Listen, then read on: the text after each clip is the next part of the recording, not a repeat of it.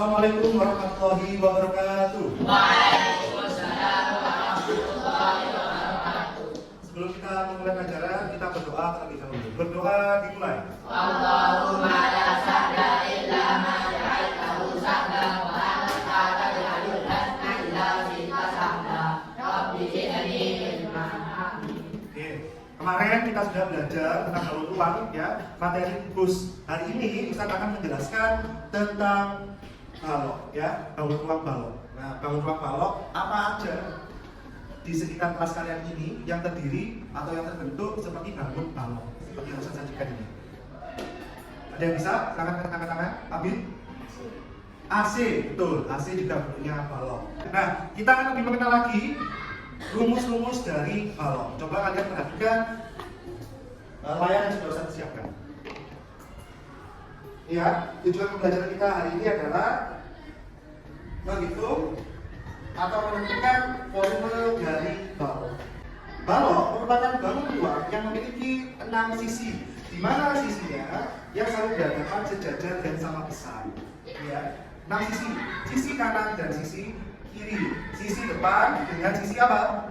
Belakang, sisi atas dengan sisi bawah. Ya, jadi ada 6 sisi yang saling berhadapan antara kanan dan kiri, depan dan belakang, begitu juga dengan atas dan bawah.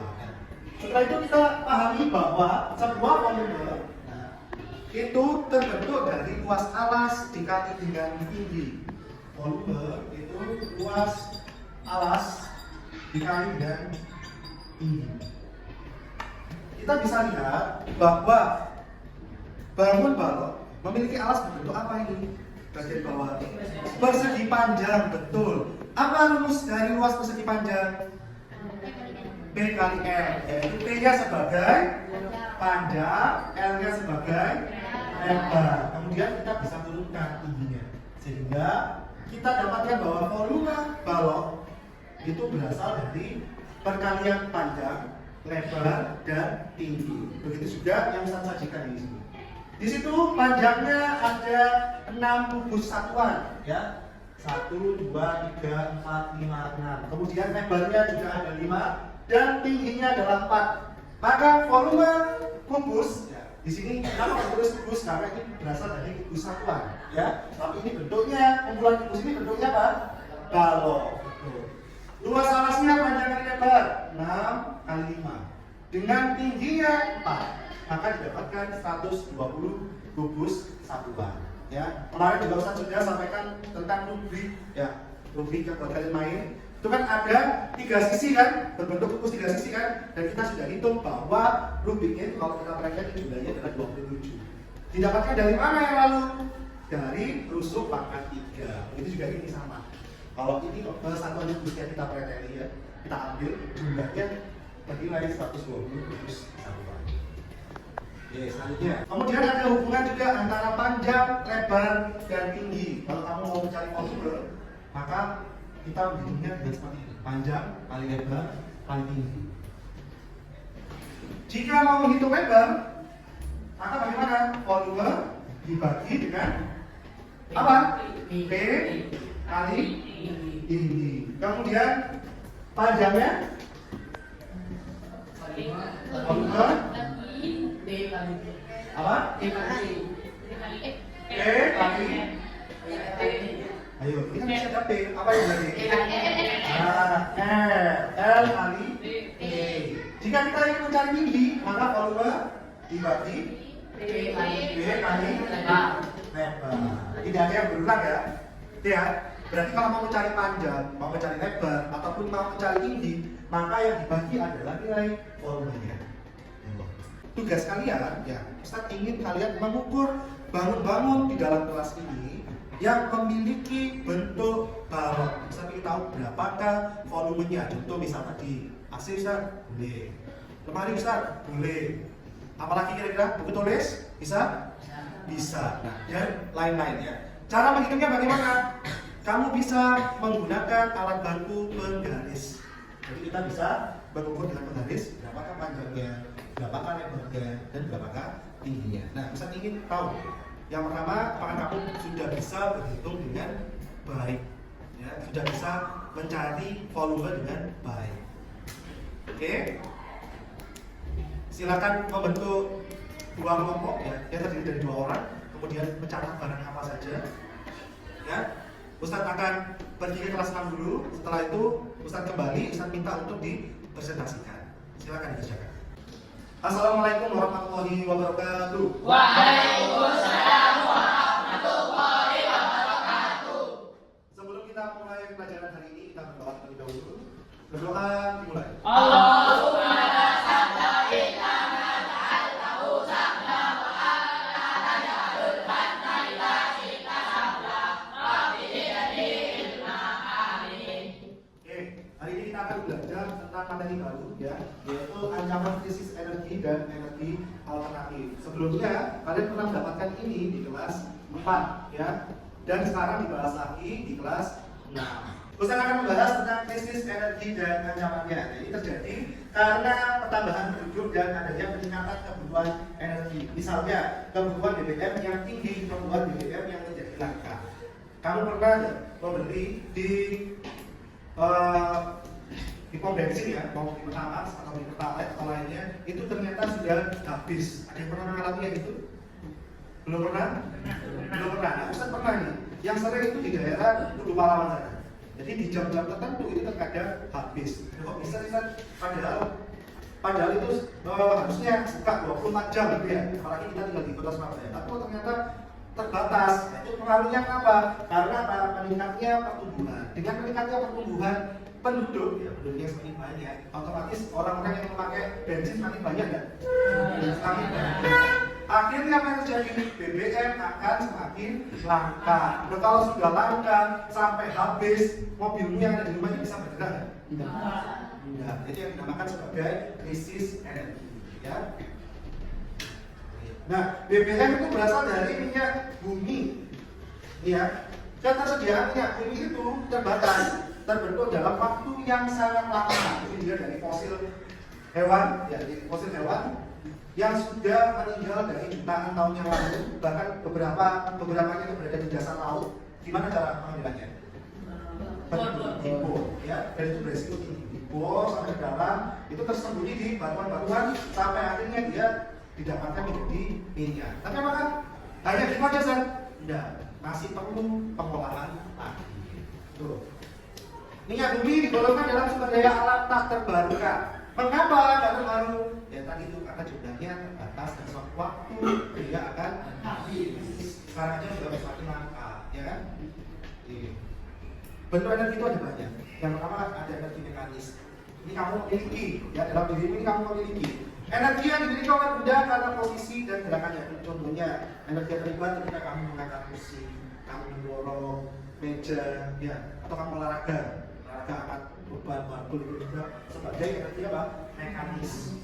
Ada juga yang namanya energi termal atau juga disebut sebagai energi panas, dihasilkan oleh benda-benda yang menghasilkan panas. Contoh, panas akan terasa ketika kamu mendekati sebuah obor tanpa kamu menyentuh ya, tapi kamu sudah merasa hangat kan? Nah, itu yang dinamakan sebagai energi termal. Ada lagi energi listrik. Nah, ini kita gabungan sekali ya energi listrik ya, dapat diubah menjadi energi panas, cahaya dan gerak. Coba dulu, energi listrik yang diubah menjadi energi panas contohnya apa dulu? Oven, betul ya. Kita bisa merasa pakai oven, menggunakan energi listrik diubah menjadi panas. Kemudian, Suhel, energi listrik menjadi cahaya. Apa Suhel? Apa? Cahaya. Kalau kamu lihat cahaya apa kira-kira? Awan jadi energi panas. Contohnya apa? Ini lampu, ya kan? Lampu mengeluarkan cahaya. Kemudian apa lagi? Ini cahaya juga kan? Proyektor. Jadi dia mengeluarkan cahaya untuk ditampilkan di depan. Itu juga. Kemudian ada energi gerak. Asraf, energi gerak bagaimana? Listrik menjadi gerak. Kipas, tuh ya, kipas angin itu juga energi listrik menjadi energi gerak. Kemudian juga dapat disimpan di dalam baterai, ya, dan juga bisa di power bank. Power bank ini juga contoh dari penyimpanan alat listrik, ya. Bahkan sekarang kalau ngecas tinggal ya, pakai magnet juga bisa mengalirkan listrik. Itu juga menurut teknologi ya. Kemudian ada energi kimia. Nah, Ini ada di bahan bakar dan baterai. Di dalam tubuh itu juga ada energi kimia. Proses apa? Ketika kita sedang makan. Apa yang dihasilkan energinya? Kamu bisa apa? Iya, isi kamu bisa beraktivitas. Ada orang yang pingsan itu akibatnya apa? Dia bisa jadi kelelahan, ya, belum makan atau kurang minum. Tuh. Nah, energi nuklir. Nah, ini yang beberapa kali ada pembahasan ya di TV ya. Energi nuklir ini dia bahan bakarnya adalah uranium, ya. Dia dapat menghasilkan panas dengan jumlah yang besar untuk pembangkit listrik. Ini masih penelitiannya masih berlanjut dan beberapa negara sudah menggunakan fungsi dari energi nuklir untuk pengaliran listriknya. Oke, selanjutnya ya, energi terbarukan, yaitu sebagai energi alternatif, menggantikan sumber energi bahan bakar fosil, kemudian tidak menyebabkan pencemaran lingkungan. Karena kita di Kota Surabaya kita sudah mengenal dengan energi terbarukan sebetulnya. Contoh, misalkan ya, panel surya, kita sudah pernah ya kita semuanya. Dia pemanfaatan apa? Panas matahari. Artinya panel surya, panas matahari. Oh, di Kota Surabaya dimanfaatkan ada panel surya? Ada di mana? Apa namanya? Lampu merah, betul. Di setiap lampu merah atau lampu light ya, lampu lalu lintasnya Kota Surabaya, dia keseluruhan sudah pakai panel surya. Jadi kalau mati lampu itu masih berfungsi. Ya. Kemudian ada undangan lagi di mana? Apa? Lampu jalan. Kalau kamu perhatikan lampu jalannya Kota Surabaya, ya semuanya kan sudah LED kan. Di atasnya itu ada panel surya juga. Coba kamu amati lagi. Nah itu fungsinya apa? Menyimpan daya panasnya menjadi listrik. Malamnya nanti bisa digunakan untuk menyinari jalanan. Masuk energi terbarukan. Ya. Kemudian ada apa lagi selain memanfaatkan panas matahari? Angin. Kalau memanfaatkan angin. PLTA dia menggunakan apa? Kincir angin, ya kan? Kincir angin yang raksasa. Negara apa yang biasanya? Dan dia memanfaatkan betul-betul energi anginnya, ya untuk mengaliri listrik.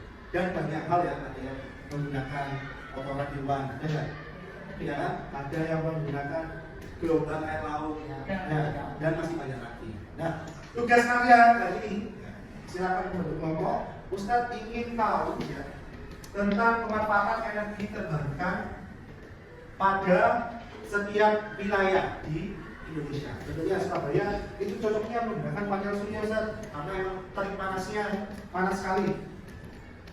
Kalau di sini cocoknya pakai ini Ustaz, karena mungkin apa? Ya. Oke, berarti? Ustaz bisa ikut ke kelas 5, silakan kalian bentuk kelompok, kemudian nanti kita akan diskusikan lagi di depan. Oke, silakan.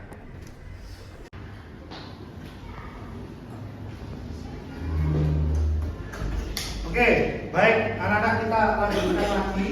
Kalian tadi sudah mencoba untuk menentukan volume dari benda-benda yang ada di kelas. Ustaz akan panggil kelompoknya. Tadi Ustaz melihat ada yang menghitung penghapus papan tulis. Silakan. Siapa tadi kelompoknya siapa?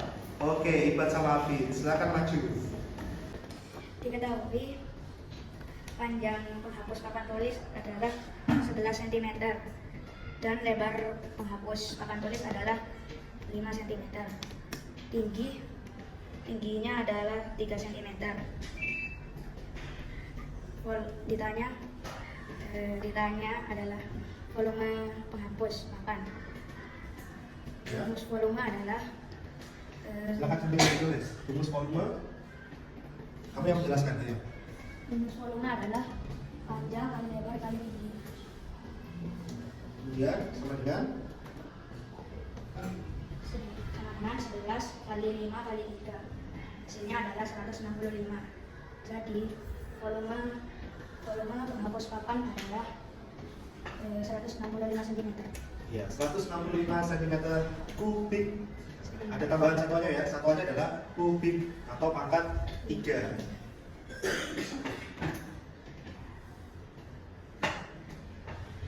Oke, sudah. Betul ya? Kemudian tadi silakan kembali. Betul ya? Kemudian tadi Ustadz melihat ada juga yang menghitung tempat spidol. Kelompoknya siapa tadi? Coba angkat tangan. Oke, Sofwan sama Ali, silakan maju Sofwan sama Ali. Silakan Ali dijelaskan. Ketahui papan tulisnya 20 cm. Dari lebarnya 9 cm dan tingginya 6 cm. Lalu yang dicari tempat volume tempat spidol. Rumusnya P kali lebar, P kali R kali B. Dengan 20 kali 9 6 sama dengan 1080. Ya, 1080 cm. Kesimpulannya apa? Jadi volume tempat spidol adalah 1080 cm. iya. Oke.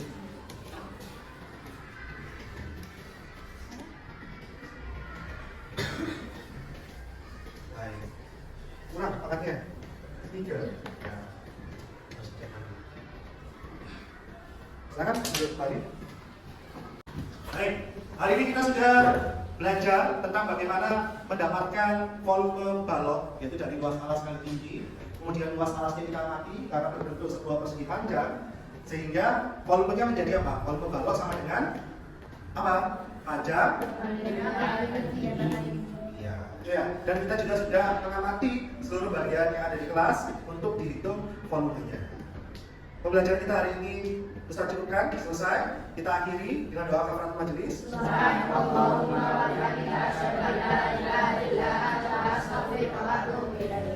Wassalamualaikum warahmatullahi wabarakatuh. Waalaikumsalam warahmatullahi wabarakatuh.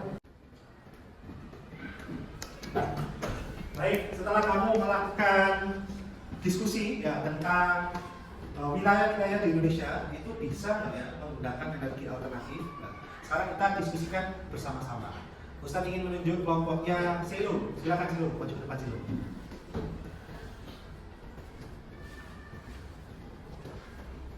Ya, dijelaskan kamu mengambil wilayah mana dan kira-kira potensi apa yang bisa dipakai dan kita barukannya seperti apa. Kami akan menjelaskan tentang wilayah Kabupaten Malang. Kabupaten Malang berada di wilayah pegunungan yang cukup menghasilkan banyak angin. Angin itu dapat diubah menjadi energi listrik melalui proses dari turbin. Turbin itu mengubahnya menjadi energi listrik yang dapat digunakan oleh manusia sebagai listrik. Contohnya sebagai AC, lampu, dan lain-lain. Biogas itu energi yang didapatkan dari kotoran hewan, bisa dimanfaatkan untuk memasak gas LPG. Oke, biogas sebagai pengganti LPG ataupun minyak tanah ya. Nah, kenapa kok di Kabupaten Malang kamu memilih ada biogas juga? Tadi sudah dijelaskan, Ustaz, ini karena wilayahnya itu banyak pegunungan, pasti anginnya kencang, makanya pakai kincir angin. Nah, kalau biogas apa alasannya? Oke ya, jadi banyak peternakan sehingga dimanfaatkan dari apanya sih? Dari kotoran hewannya itu diubah menjadi biogas, kemudian fungsinya itu nanti bisa untuk memasak, yang memanfaatkan gasnya itu untuk memasak. Oke, silakan Ibu, bagus jawabannya. Biogas dan kincir angin. Selanjutnya, Emil, silakan Emil. Maju.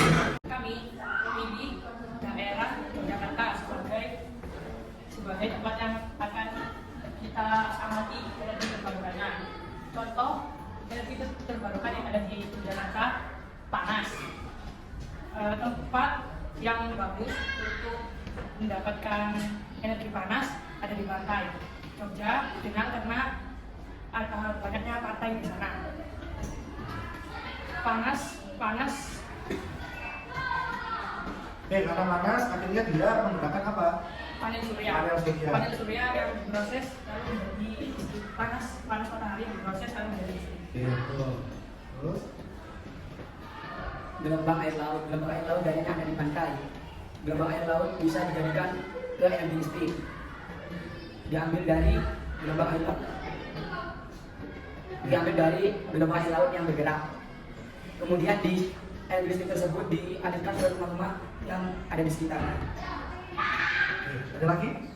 Cukup? Ya, jadi mereka ini memilih kota Yogyakarta karena yang pertama juga panas, artinya menggunakan panel surya. Kemudian Jogja juga ada pantainya ya, mungkin pantai Parangtritis itu dimanfaatkan ombaknya yang besar itu sebagai apa? Menghasilkan listrik. Gitu. Angin mungkin bisa nggak kira-kira? Bisa. Berpotensi juga ya, karena berada di pantai. Anginnya biasanya juga kencang. Oke, silakan dulu. Alhamdulillah kita sudah menyelesaikan pembelajaran hari ini. Kita belajar tentang energi tak terbarukan dan energi terbarukan. Ya, kalian juga sudah bisa memberikan contoh wilayah-wilayah yang mempunyai potensi energi terbarukan. Ya, kita akhiri dengan doa kafaratul majelis. Subhanallah wa bihamdihi asyhadu an la ilaha